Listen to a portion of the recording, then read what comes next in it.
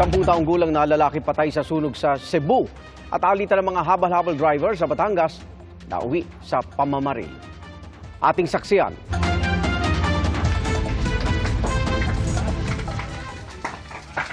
Nilamon ng nangangalit na apoy ang 3 bahay sa Barangay Talamban, Cebu City. 2:00 ng madaling araw daw nang sumiklab ang apoy. Nang maapula, natagpo ang patay ang 10 taong gulang na lalaki na naiwan daw sa kanilang bahay.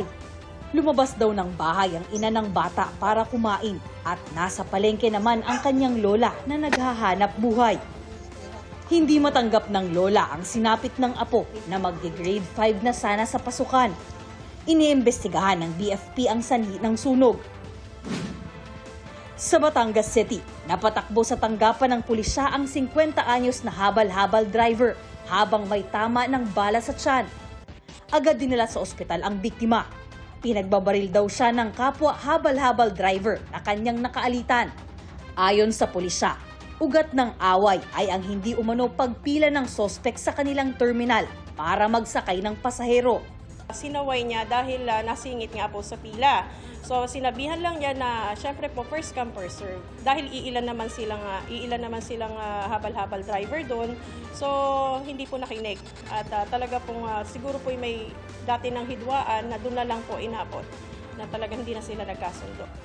Sakay ng motorsiklo, tumakas ang sospek na patuloy pang tinutugis. Sinisikap ng GMA Regional TV Balitang Southern Tagalog na makuna ng pahayag ang pamilya ng biktima. Inihahanda na ang reklamo sa lalaking nanampal ng kalaro ng kanyang anak sa Umingan, Pangasinan. Ayon sa pulisya, nagalit ang sospek matapos agawin ang laruan ng kanyang anak.